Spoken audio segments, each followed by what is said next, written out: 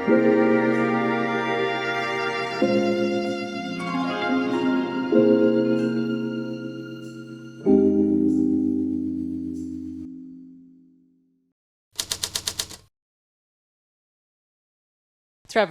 Yes. Hello. Hi.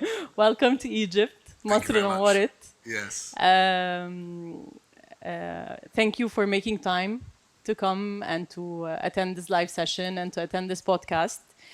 Can you tell us a little bit about yourself? So Please. my career as a therapist became as a personal trainer, actually. Back when I was 25, I went into the world of personal training, and I found myself working with an array of individuals, from executives to non-executives to lawyers, accountants. And what I found was a common trend that regardless of how they felt physically, they were still struggling with mental health. So I focused my niche of studying and knowledge in the world of neuroscience and the neurobiology of mental health. Through that, what I found is coaching as a first tool, and then went into understanding the polyvagal theory, understanding the nervous system a bit more, and the impact of a dysregulated nervous system to our individually and collectively. Fantastic. We're here today to discuss the nervous system. Okay. I've had a very interesting experience, maybe last summer, 4 months ago. I attended somatic yoga. Amazing. Yeah.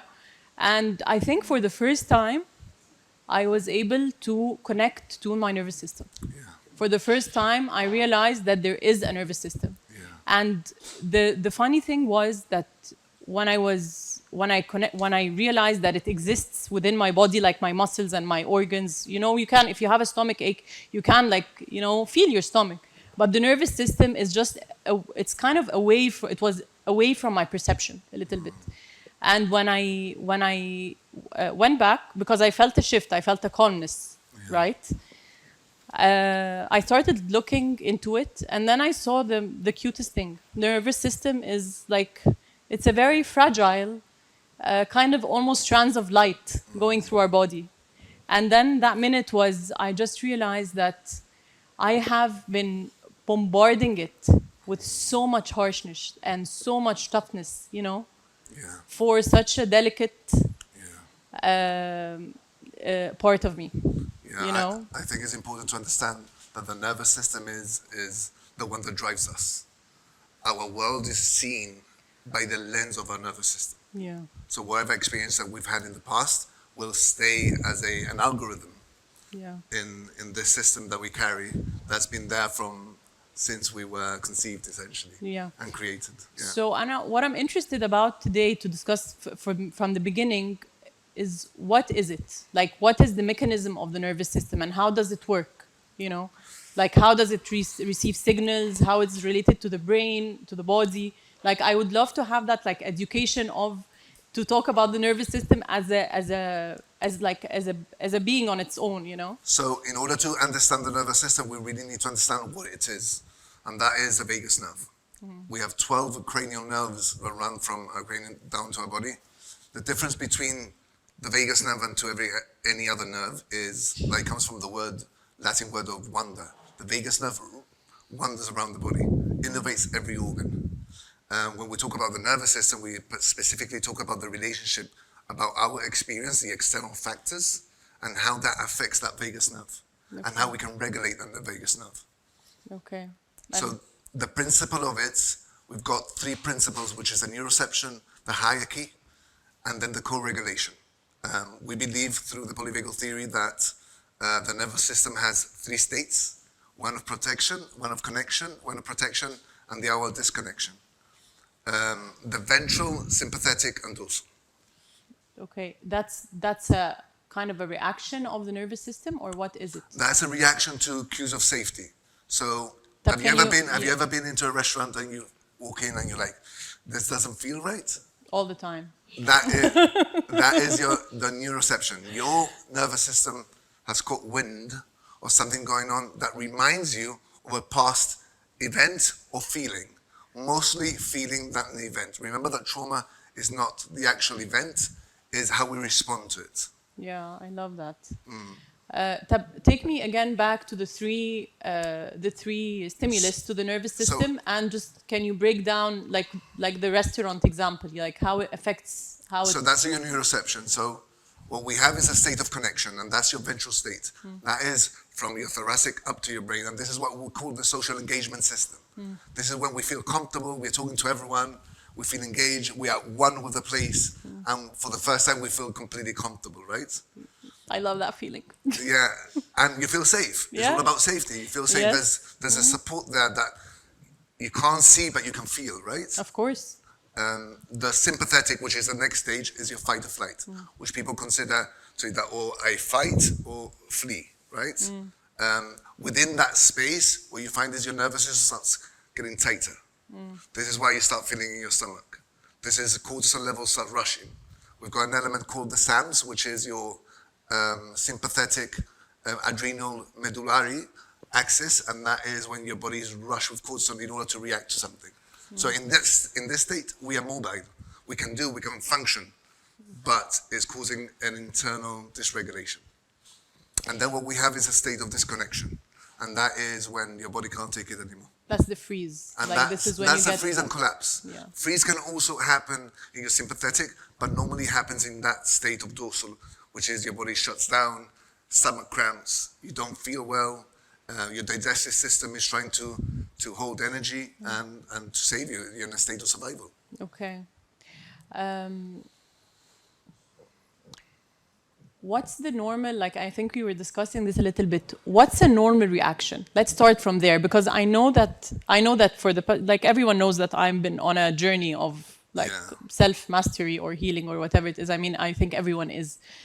But I have struggled with anxiety, and it had stopped me from engaging into certain things that otherwise I would have. So it became a little bit limiting. So that's why I would expect that, this is not, there is something like wrong, or there's something that I would like to change, right? But what is the thermometer can be for everyone, actually, if we can have like what is normal? What is a normal I don't reaction? think that the question is what's normal reaction is. How do I create an awareness over my reaction? What do you mean? So let's just say you are having an argument with your husband and you throw a glass against the wall, for argument's sake. Yeah. Yes? We need to understand why that happened. Why there was so much dysregulation that you felt the need to be aggressive. Not necessarily what's the normal. The reaction, once the reaction happens, it's very hard to contain it. Okay. But what we can do is look at it from the outside and say, okay, what happened in that space? Why was I so dysregulated? The normality, or what we find is that the action itself loses value once we start understanding the reasoning why. And that it could have been anything. It could have been you having a really bad sleep. It could have been you not eating well. It could have been anything. That reaction comes from the back end of that. Okay. So when we talk about the window of tolerance, which is Dan Siegel's work, he talks about chaotic and rigidity and how we navigate. And it's like a little boat, a little sailing boat in between those two spots, those two elements.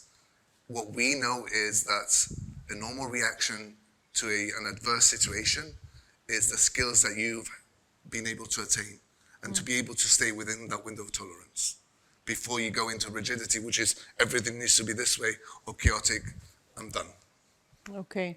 Tab, let's go back a little bit when it comes to the nervous system and the stress response. Like, let's take the relationship between the nervous system and the stress response. And how is it, because I always read about it, it's in the pause. It's in the pause, yes. Like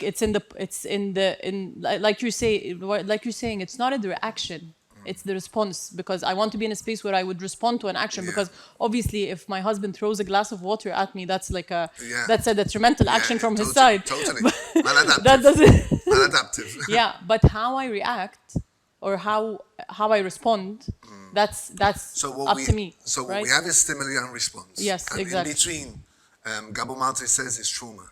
I call it organism, and Stephen Porges the person that coined the polyvagal theory calls it the same, is the reaction of our nervous system showing up. It's really understanding that. So when we come back to understanding what's the normal reaction, there's no normal reaction. And why should there be? We are constantly challenging ourselves internally and externally. So how do I acquire the tools to be able to be in a regulated state when things don't go my way, the adversity of life? And we have adversity on a daily basis. We wake up, we drive, there's people crossing our street. That's adverse, that's a hit into our nervous system. So the question is, how can I regulate myself enough in my own space to be able to deal with whatever life shows up at me? Yeah, I like that. And that's a regulated nervous system. And that's a regulated nervous system. That's a healthy nervous system. Well, you know, the terminology healthy as a nervous system is hard to predict. I think that we all have a healthy nervous system is how safe do we feel? Rather than it's unhealthy. So we all have a healthy nervous system. We have an irrational, sometimes what we have is an impact of trauma to the brain neurobiologically.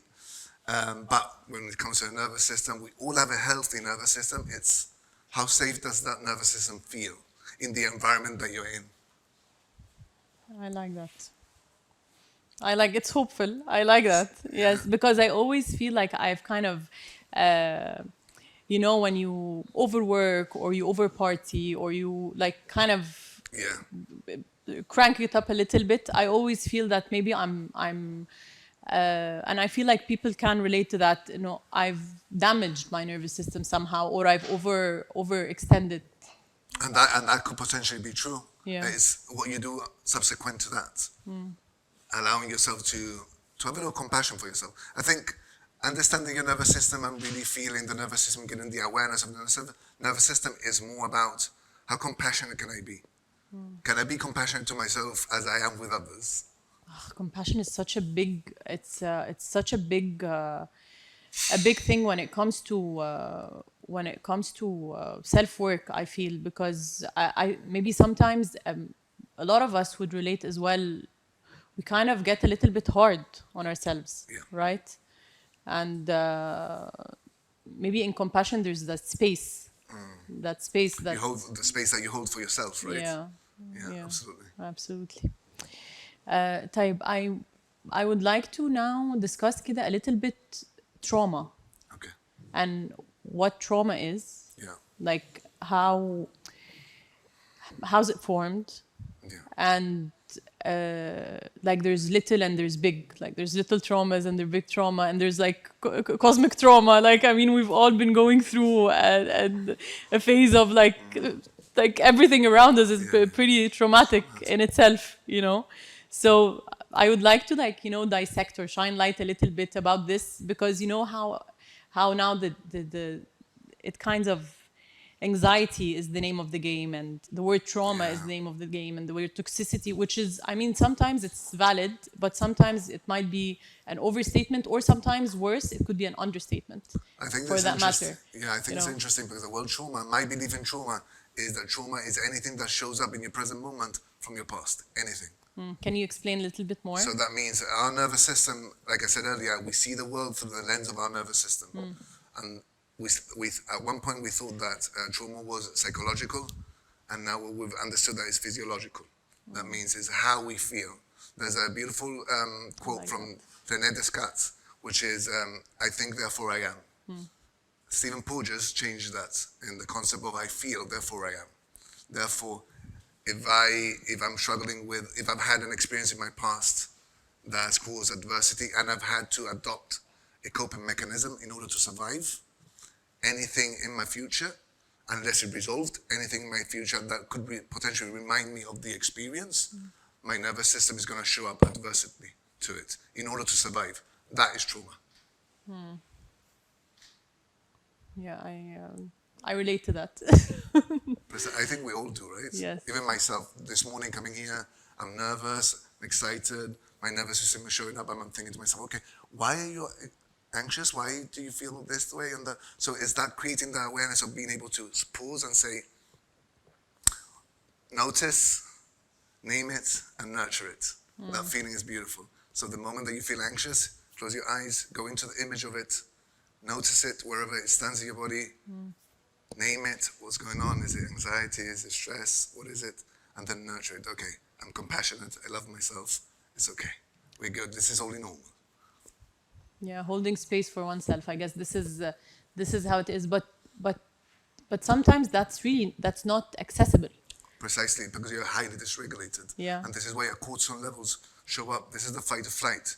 Your body is rushed with adrenaline, and all you want to do is survive.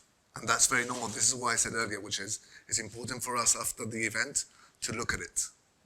Exploration is a key to success in many ways, but also the awareness. Magic is found in the awareness of what actually happened to me there.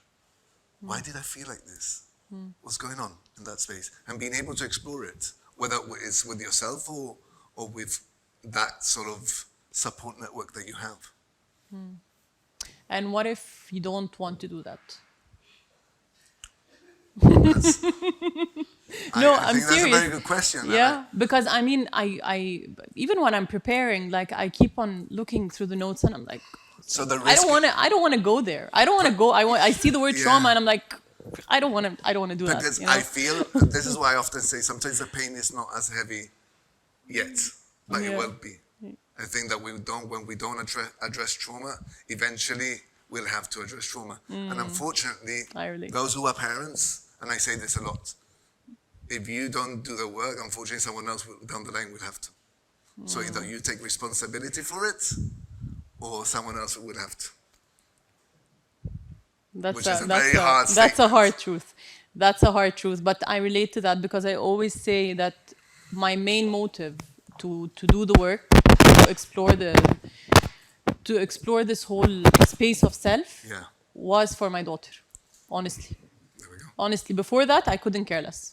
To be honest. And it's so interesting because we have this narrative in therapy, you need to do this for yourself.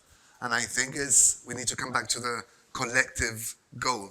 Yeah. I'm not only just doing this for myself, I'm also doing this for the people around me. Yeah. And that gives you also a sense of purpose. Yeah. And I think it's very, very important. We have this world where we are finding ourselves completely isolated. Social media makes us isolated. And it allows I us mean, to that's a big discussion Yeah, it's that a you're massive really discussion. tapping yourself into. We really want to which hold is on true. to. We think that we are actually Socially. connecting. We are actually connecting through social media, but unfortunately we're becoming more isolated. But connection comes from touch, from what we're doing now. Yeah. That conversation, the tonality of my voice is allowing you to feel safe, and you're allowing me to feel safe. Yeah, imagine what if that's true, like putting social media aside, because that's a debate. Because Yeah. I'm a person that comes from a digital background, and I believe the power of social media and the power of digital is immense, must be managed as all tools. But this is where I stand. But I mean, when you're talking about disconnection, I cannot help but remember COVID. Yes.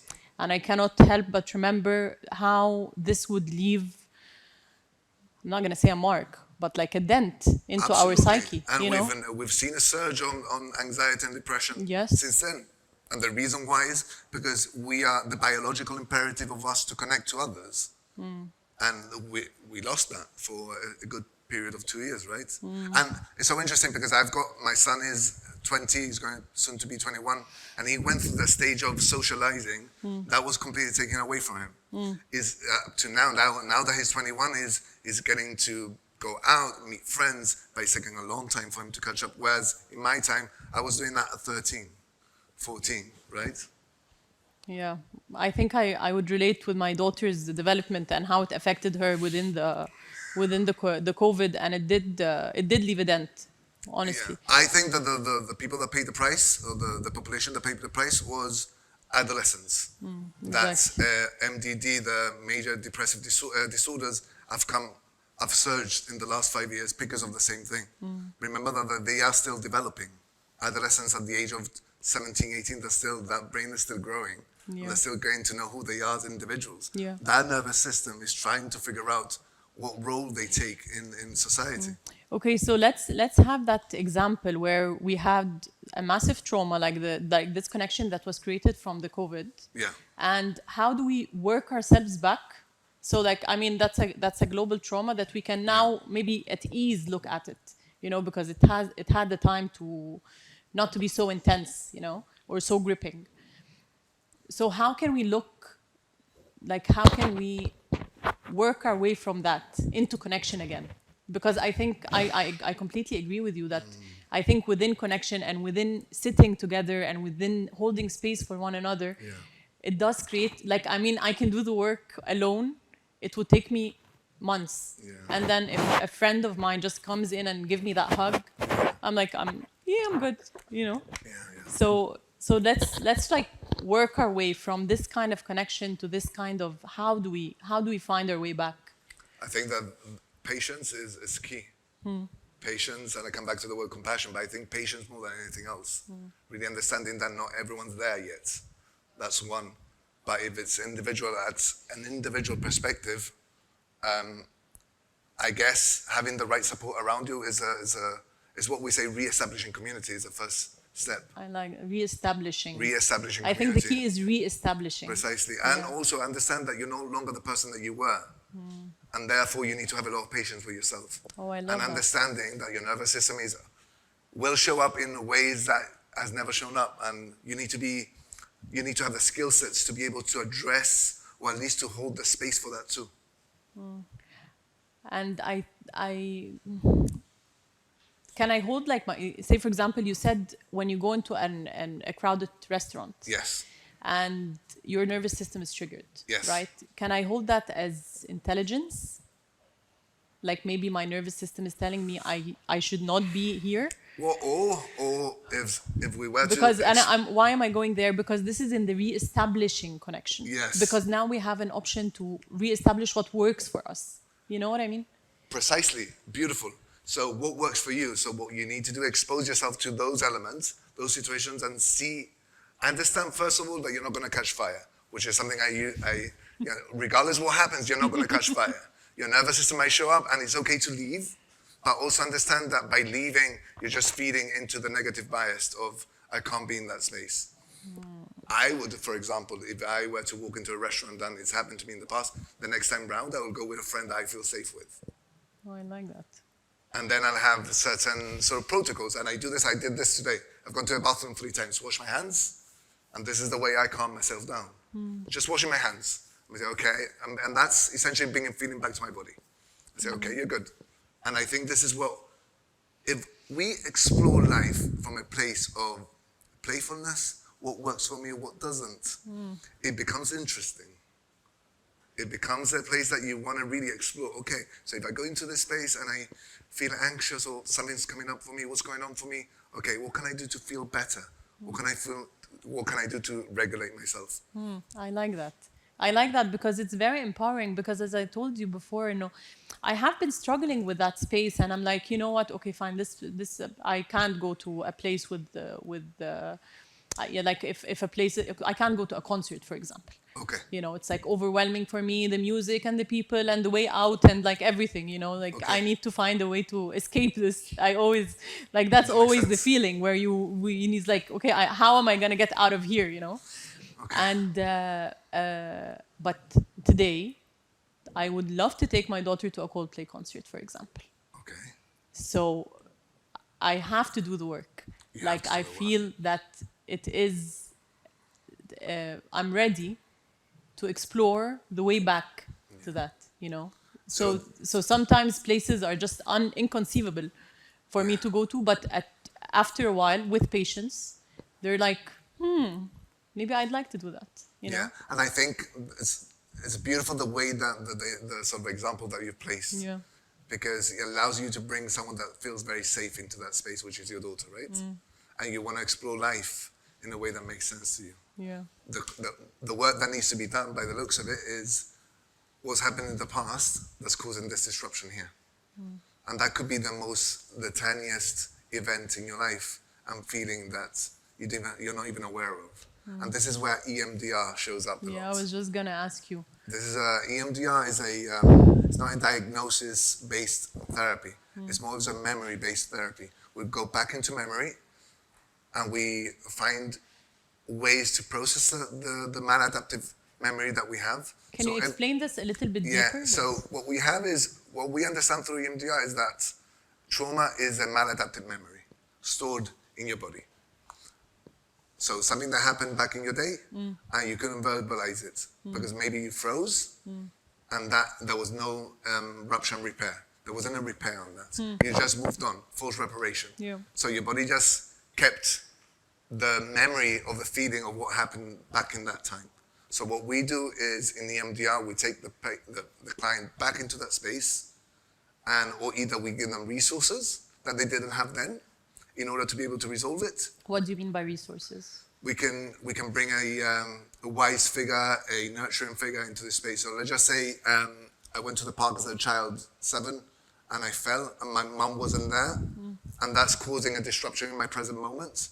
With EMDR, I would go back to the park, but I would add to that memory someone like my brother, which is extremely nurturing for me, and he'll be there with me. That allows that memory to be reinstalled, tapped into your psyche really, and into your concept of memory as a safe thing. So that's process. So whatever's happening here in the front will no longer exist, hopefully.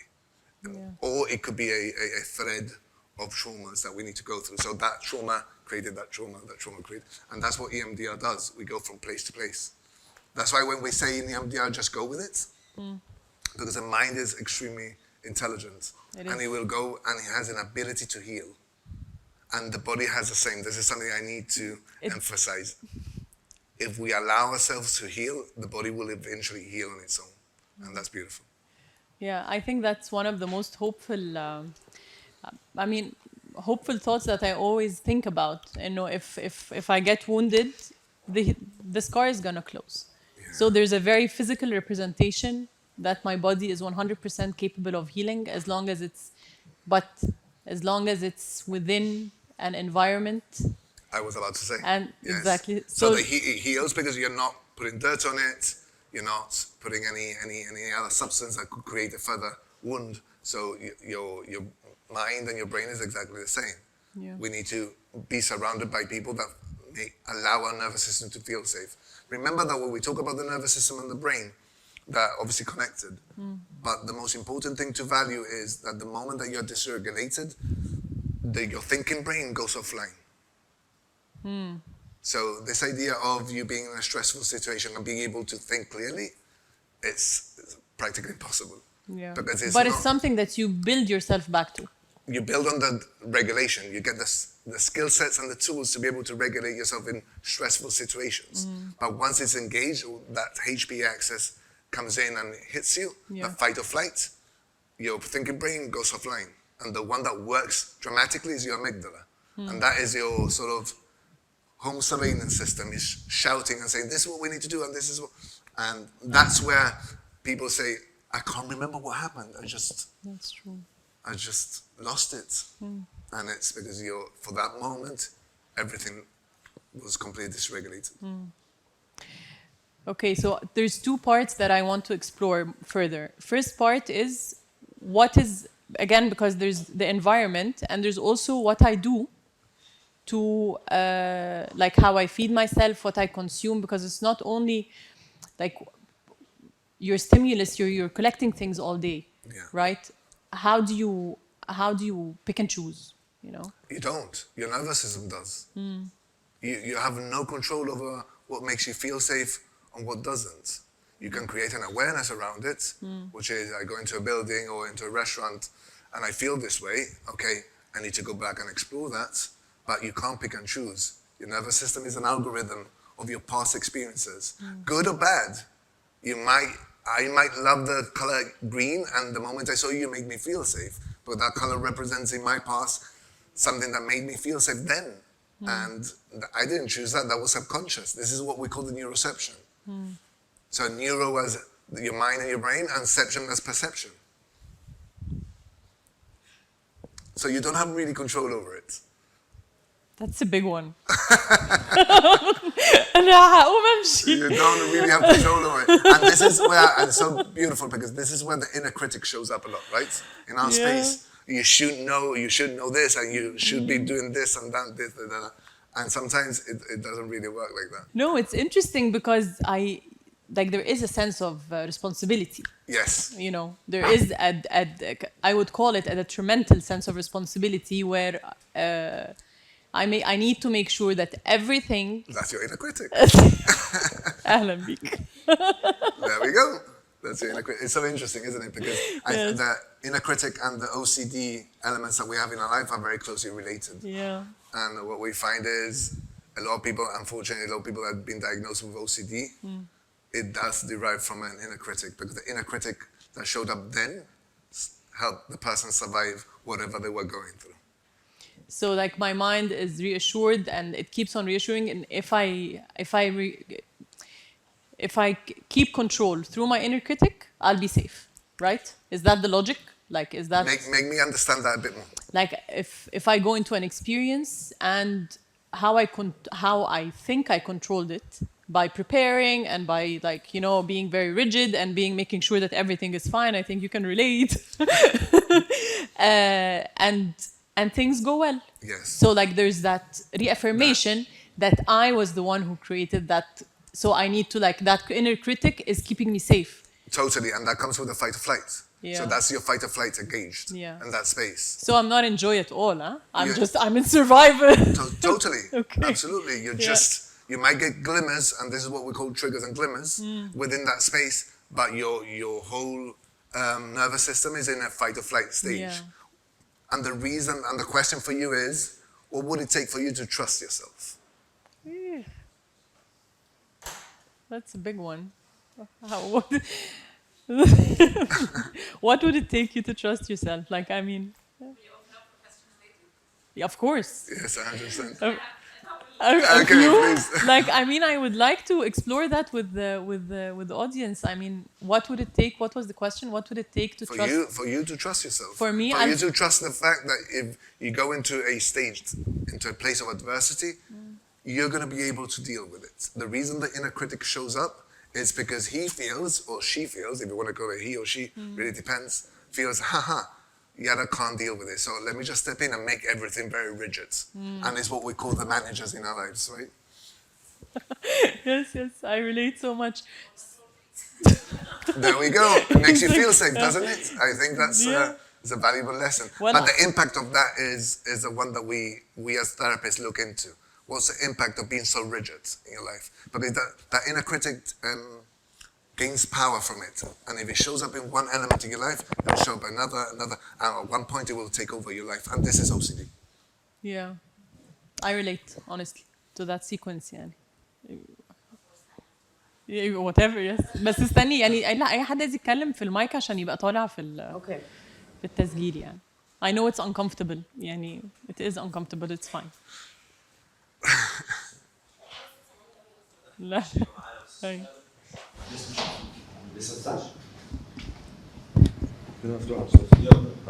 Do you know my inner critic is having a field trip with this. Oh, what would it? Yeah, it's Yeah. weird. It's weird to talk on a microphone. What would it take? You're saying to trust yourself? Yes. I think it's or I don't know. I think maybe it's me. I think it's with age, because at some point, at early stages of your life, you're very rigid. You're very going by the rules, usually your parents' rules and society and school. And I think after you reach a certain age, when you really pause or you become slower, I don't know, because physically and mentally you need to slow down a bit and you start evaluating. I don't know if evaluating is the right word, but you start saying, this works for me, this doesn't work for me. Green, as you were saying, green is because an aunt I used to didn't like loved green, so I don't like green anymore. Or this works for me, or this doesn't work for me. I lost the sequence of what was the question again? What would it take for you to trust? Yeah, I think it comes with age and experiences and just realizing this works for me and this doesn't. I think So it becomes with training, right? You're training your body. 100%. I think everything goes by training, like muscles and muscles and with all. every training, you need to explore and do the work itself. You know, I for Yara, as an individual, you know, Yeah. poor As a little, mother. as a mother and a poor little soul. I think I always tap into the grandness of the universe. I think faith for me is what brings me trust, and I'm not sure. But that's very. It's for me. It's very personal because when I went through the incident, I felt the loss of control.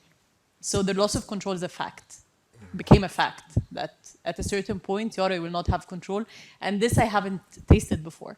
This degree of loss of control, right? Because I was all about if I breathe enough, I'll calm myself down and I can, there was always that, like, I'm in control living. So when I realized that ultimately, I really have no control over anything. And faith kind of carried the intensity of that fact. Like, And that allowed you to be your core self, from what I'm hearing. I'm not going to say it allowed me, it allowed an access to my core self. Yes. Just an access, because I can't be that all the time. Yeah, okay. I'm That not makes a lot of there all the sense. time. No, because we're not. Life is too hard. It's sometimes I'm completely in survival. Like when I'm coming today, like starting something like this, I'm anxious and I'm like, I'm like really like, are the cameras ready? Or thinking that if I do my homework, everything is gonna be fine. But there's a role. We come back to the inner critic, and So the it's inner like critic a has a pendulum. role. It's a has pendulum. a role. Yeah.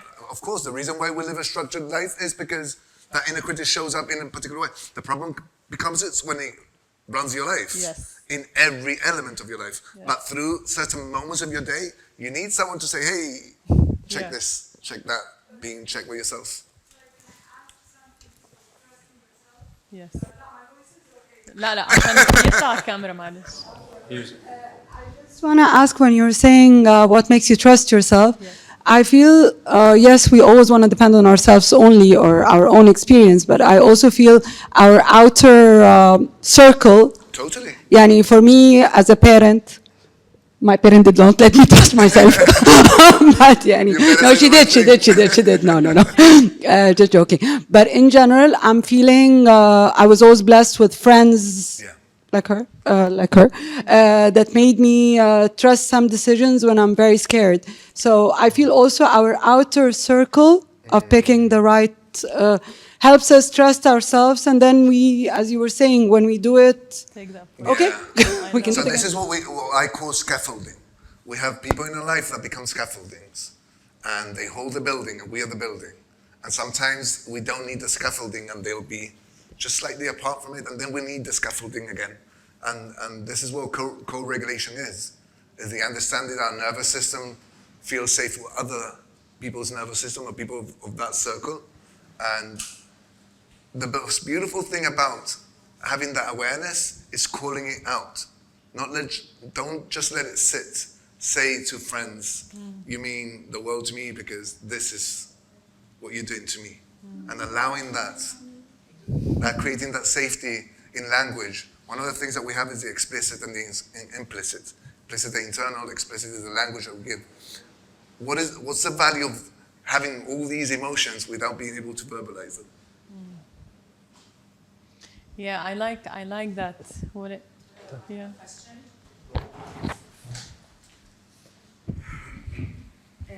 My question was, what if you feel like you cannot trust yourself, and this is the awareness you have, and this is what you name? Like, she said that with age, you can feel like you can trust yourself some more. But with me personally, the older I get, the more I feel like my nervous system has, and I don't want to say it, but failed me by acting or reacting or not acting in certain ways. So how can I train it and love it and give it the nurture it needs for me to further talk about it? By doing what you're doing now. By creating the awareness. By understanding that is a separate entity but with us. And you say, how can I start trusting myself? Start coming back to your body. There's a lot of techniques, meditation, yoga. These are all prime examples of bringing feeling back to the body. It might feel like you might not get there, but with the work that we do, eventually you will. Trust the process is a very sort of cute quote, trust the process. But in this situation, that's the reality of it. The fact that you're calling it out now, that's your start. That is, you're doing magic right now. It's like, for the first time I'm calling out, I can't trust myself. Okay, what can I do? From a place of compassion. And a lot of people are not there yet. This is the issue. I come back to social media. Yeah. Is the issue I have is we go online, wake up at 5 o'clock in the morning. People don't understand the traumas that people go through. 5 o'clock in the morning could have been in my day in the army. I used to wake up at 5 o'clock to run. That's a big trauma. I don't want to wake up at 5 o'clock in the morning, right?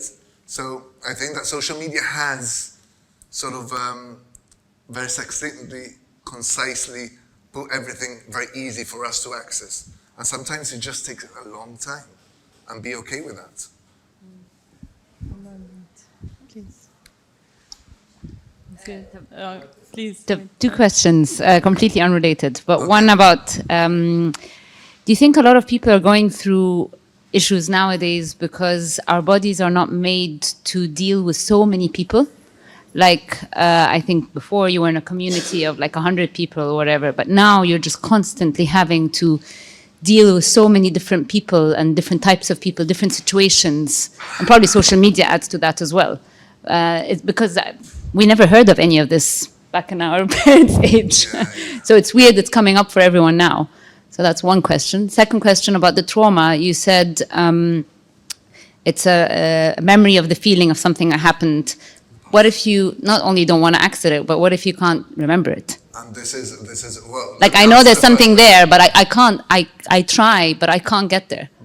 Okay, so the first question was again. Sorry. The amount of people that we deal with. So it takes a village to raise a boy.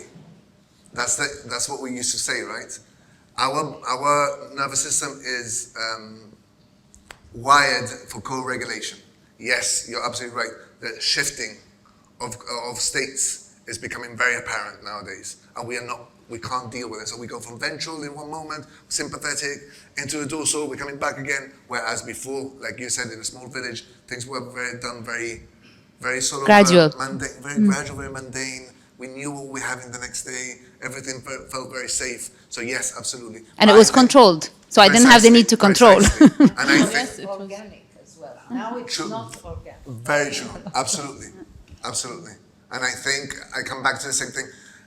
This idea of facing the world and thinking that we can deal with it because we should, is the one that causes the biggest dysregulation. We go into the world really not knowing what we're going to find. There's a beautiful quote from Michael Neal. He said that we live in a state of uncertainty illusion, or certainty illusion actually, that we think we know what's going to happen. Therefore, we're preparing ourselves. And then when that doesn't work our way, our nervous system is completely shattered. And you're like, what do I do now? Because in my mind, this is what I had.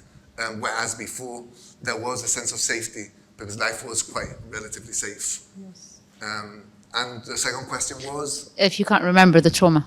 And this is where EMDR is magic. EMDR, eye movement desensitization and reprocessing. EMDR? Yes, it's a way to go into your limbic system. What does it stand for? Eye movement desensitization and reprocessing. Okay. And that means, from our perspective as therapists, we create so much regulation and safety on the person that they access those memories. Remember, memories that you can't access are blockages. Your body at that point that happened decided you can't deal with this pain, let's dissociate from it. And creates that vacuum. What we do as therapists is we go back into that space from a place of safety. There's times I've taken a client back and they haven't been able to handle it yet. So I need to do more resourcing, and that could take weeks. This is one of the issues. This is one of the things I want to change in the therapeutic world, which is let's just create safety first, because that is 80% of the work. And then we can go into trauma as well. Whereas nowadays, you're finding, unfortunately, a lot of practitioners going like the old type dentist. That tooth hurts, let me pull it out. And they haven't done the work yet. They haven't done the sort of the affect tolerance to be able to deal with the pulling of that tooth. So yes, I think when it comes to memories that are blocked, EMDR right now is the leading trauma treatment out there. And it's magic. Honestly, I've seen things. I had a client once that she had dealt with rejection all her life, and it came from mum at the age of 7. She had an ice cream, fell on her, and the mum pushed her away, like any mum would do. And that created a line of rejection in her life. So we had to go back into the memory. And she said, I couldn't even remember that. And I said, well, it's pinpointing that. Right? And it was something insignificant for the mom. Hey, stay away, because I've done this with my kids. Get away, don't touch me. And, right? We've all done I think we've all done that. I've done a lot worse. We've all done a lot worse. So that moment created this sort of core belief that I'm not wanted and I'm going to be abandoned. And going back in memory, it took us 6 months to get there, but eventually we did. And she was 50 something at the time, and she was like crying, saying, I can't believe I've lived with this all my life. But who knows, right? Thank you. What's the difference between hypnotherapy and That's a very good question. So hypnotherapy, what we find is, let me just share that I know very little about hypnotherapy. I've never gone into a study of it. But from my understanding is it allows you to recreate moments, whereas with EMDR we use bilateral stimulation or buzzing or the eye movement in order to light up and link up. We light up your hemispheres in your brain, and this is factual proven, this is evidence-based proven, and we allow that processing to happen in a particular way. So we are actually processing, but then we are installing, and the installation comes from what I said earlier, which is I'll bring someone in that you've considered in your life to be someone very powerful. Husband, it could be, last week I had Kevin Costner in my session. So it was like, I had a client saying, I feel safe with Kevin Costner. Okay, let's do Kevin The Costner. bodyguard, that's an 80s trick. Right? That's an 80s Right? trick for sure. That's an 80s Right? trick for sure. And I was like, great, let's go with that. So she was going through her moment, and I go, let's bring Kevin in. And she brought Kevin in and said, okay, let's just process this in a way that makes sense to you. And we desensitized the situation, and then we brought the installation. And yeah, it's fun, quite fun. Therapy, this is something I need to highlight. Therapy has this connotation of being very heavy. And therapy is a beautiful opportunity to get to know who you are. Yes, you're going to go through hard moments. Yes, there's going to be tears, but I can guarantee you that there's also going to be laughs, a lot of laughs. And I've had clients that were sharing this earlier, crying, going through a really powerful moment, laughing and crying. And she's like, I can't believe it's a massive trauma of mine, and I'm laughing. Why? Because for the first time in their life, they make sense of it. I understand why I'm feeling like this. I understand why I behave like this in certain situations in my life. Now I get to pinpoint where it comes from. And I think it's, Dan Siegel says, through understanding, shame and self-blame disappear. One of the biggest things that we have, particularly when we react adversely to trauma, is that we have a lot of shame. I shouldn't have reacted like that. No. And that's, once we understand where it comes from, that shame and self-blame starts sort of diminishing, which is very, very important. Hi. Okay, I have a few things to say. I actually did EMDR. How was it for you? It was magical. I liked it. I really enjoyed it. I mean, it was difficult then, but I mean, it helped me a lot. And also, it was very impressive to see how my brain works. Right. Like, and what happened, and how the memories are sorted together in this huge library. Like, I saw it as a library, and like all these little memories come together, and how my brain groups them in one way, and then like these things are all like, I mean, all sorts of public transportation go together, and then all sorts of. I mean, one of the things I did EMDR for, I'm open to sharing, is I had an accident last year. It was a big accident, but I was safe, and I felt safe-ish, not completely, but I mean, and I never liked driving anyway. But then when I traced it back, and I went through all of the things that are related to public transportation, to driving, to my parents driving, and to me with the driver, and then like all the different things and how my brain sorted these together, I could go back to the root cause and why I don't like driving. I mean, which is very simple. I mean, it was a very simple memory with my parents, going to lunch with my parents on a Friday. I mean, and we were all safe, and there was no accident or anything. But I mean, it was always. So my dad drives so fast, and my mom doesn't like his driving. So, and my parents were always very good together. But I mean, this was the time when it was a bit electric. I mean, she wasn't happy with his driving, and this is when I felt like my parents aren't okay together. Although I'm used to them being very calm together and very nice to each other. And nothing's 100% of the time, but I mean, it was most of the time. But this is when they were a bit iffy together. So this was, as a child, this was really big to me. So it was the drive to the place, and then there, everything was great. And before getting there, everything was great. And this was, and as a child, this got me to, as an adult, to dislike driving. Yeah, makes a lot of sense, actually.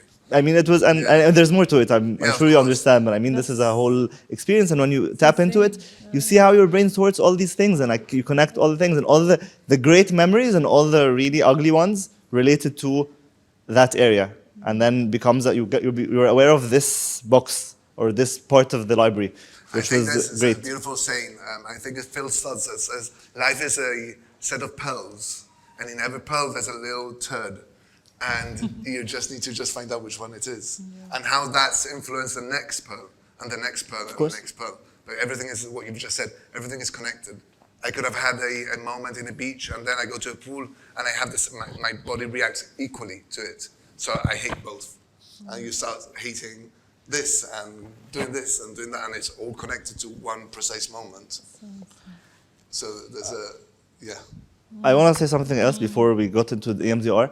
I feel like there are three things. One is always play. This is the sense of play is also, this is one of my biggest values. I always want to play because I feel like it always makes me curious and excited. And this is when, as a child, you don't really self-judge. You just do it, and you have the confidence, and you don't know the limitations, and you don't know the consequences. You're just in it for the play, like for the fun of it. And I think this makes me so much better and so much more regulated at work and with friends and with relationships. It's this curiosity, it's this spontaneity, and of course we can't always access that fully, but I mean, to a large degree, it makes everything so much better. And another thing is also raising the baseline. So I mean, we're always going to have fluctuations where it's like, with everything, with all sorts of emotions. So for me, when I go through an adventure or I push my limit a little bit, my baseline goes up. So when I go to, so it just makes me better able to work with these fluctuations, because I mean, the low is not so low and the high is not so high, and it's just a higher baseline. So this makes me. Because I got all lost with what you're. Can you explain MDR? Let's go back to the point. Yes. He's talking and I'm trying to relate. Yes. Hello, nice. Thank you. By the way, thank you for sharing. Lots of questions. I don't know why I didn't write it down, but you know how you said when you go into that restaurant and you don't have a good feeling? Yeah. So how can you tell if it's prior trauma or whatever, like you don't feel safe there because of prior trauma, or it's intuition, or is there such thing as intuition? Because this is where it's confusing. Yeah, I think intuition is your neuroception, it's your nervous system. However, the question is, hold on. Okay, give me a second. Why do you need to know? Because intuition means, I thought there was something wrong with it, and I knew all along that this was fishy or whatever. Obviously, it's not a restaurant, you know. Okay. We're talking about. This is obviously I'm not talking about the name. Okay, but like I had this like bad vibe, and then. Or is it me? Because it does make a difference. It does make a difference. If it's me being paranoid, that's a different story. So how can you tell? I think that the word paranoia is very largely used in sort of misapplication, right? I think that we're not paranoid. Something's happening.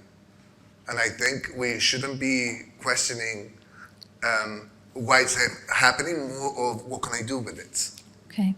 So if that intuition, that neuroception, that sort of paranoia shows up, ask yourself, where is this coming from? And try to work with it. Like I said earlier, notice it, name it, and nurture it. Those three steps will allow you to feel a lot, because it will allow you to regulate yourself and to be able to access memories and moments that you couldn't remember at the time or whatnot. But can we create distinction on how do we know it's trauma or not? We can't. We can't. What we can do is notice what's happening in front of us and working with it. So if you go to a restaurant or you go into 3 relationships and the 3 relationships give you the same feeling, there's something there to work on, obviously. Be curious. Curiosity is a big thing in your life. Allow yourself to explore who you are as an individual. You owe it to yourself that you've lived so many years with so many changes, shifting. There's one point in your life that you sit and you say, okay, I want to get to know who I am and why my body reacts in this way. And do it with a lot of compassion, a lot of love, and also coming back what's said earlier, which is have your scaffolding around you. Okay. So I always say the same thing when people come to therapy and they say, oh, I want to start therapy. And I say, okay, well, what do you have around you? Because they are going to be the crucial parts of this work. And some people, unfortunately, don't have people around them. So what do? I say, okay, let's just think about getting yourself a dog, a cat, that co-regulation. Because after the session, what you need is that co-regulation aspect to it. Yeah. Okay. So coming back to your question, I think don't question why it's happening. What do I do with this now? Fair enough. That's the value of it. Okay, a follow up to the part about nurture it, where you're saying that. So this week has been like the theme of self-compassion has been like popping up a lot. So there must be a message. Yeah. But my question is sometimes nurture it is not enough. Like you do need the control. Like sometimes you really need to prepare. For me to deal with anxiety in a certain area, I'm not saying everything. Yeah. You just need to do the work and put in more hours, and you need that extra self-regulation. And I end up being anxious and uptight, but it's because I have to be on that like army-like schedule, this to get. So sometimes nurture it doesn't really. I mean, it's great and yay, and I love myself, but I still need to do the work. So that's the balance, or like. Totally, and I think the bigger question for you is why you're questioning it. Your body you will go into a state of survival, understanding what you need at the time. Yes. Like I said earlier, the body is very intelligent and he will try to heal himself, right? So for you, from that space, I need to do this in order to feel this particular way and feel safe. That's what you're doing. Again, I come back to the same thing, understanding what's going on in that space. And the question for you is, if you don't do it, are you going to catch fire? Well, catch fire is relative. Like if you're going to... Are you going to catch fire? I'm not going to catch fire, but it's important. Again, so it's important to explore what's coming up for us. I think it's beautiful to be able to be sitting in a group of people where there's a lot of talk about this is how I'm feeling. Yes. And why is it happening? And I think we need to stop thinking about the why and thinking more about what can I do with this? And spend more time on that. Okay, the last thing, and I'm going to shut up. It's because, like, sometimes we get this sense of calm and peace, like, how Yara is. She's so calm and peaceful. I love it. But then when when you're in that survival mode, I lose it very quickly. And then the anxiety hits. Yeah, I mean, how do you carry a bit of that with you in those, like, emergency modes? That's the thing, that you create what we call the square squad. I think Brené Brown mentions this in one of her books. Get a group of people that you are very close to, that they become ventral superheroes, ventral meaning that they regulate you, and send them a message, say, hey, you've just entered my ventral squad, and when I feel anxious, is it okay if I reach out? Okay. 99.9% of the people will say, I'm honored to be in this squad. You're honored? I love that concept. And I've got my ventral squad. I love that concept. I've got my ventral squad, and I might call them every 6 months. I'll be, hey, and it's like, hey, I was like, do you have a chat? Yeah, that's it. And we'll have a chat, and then my nervous system will start regulating. I love that. And remember, the more regulated we feel, the more our window of tolerance will expand. Because we are pushing it. We are growing. We are developing. We are telling our nervous system, this is what I want. It's not the dysregulation. There's a lot of people that live in a perpetual state of dysregulation, and they really don't know whether they are regulated, dysregulated. But the moment that you start going more into the regulation, you'll start missing it. And that's when you say, this person in my life is not doing great right now. I need to just put them to the side because they're draining, and I need to look after myself, and that's okay. Looking after you should be so my definition of love is the unstoppable will of working on oneself to be able to show up for the people that matter the most to us. So if I love Yara, I love that. I work on me. I love that. Because working on me, I'm going to be able to support her better. Whereas we have this sort of societal interpretation that love is how much affection I show, how much... Love is the ability to work on you. But if you're not able to show up in a state of vulnerability, you're not going to be able to connect. You will be on a constant state of protection. And what we need is connection, not protection.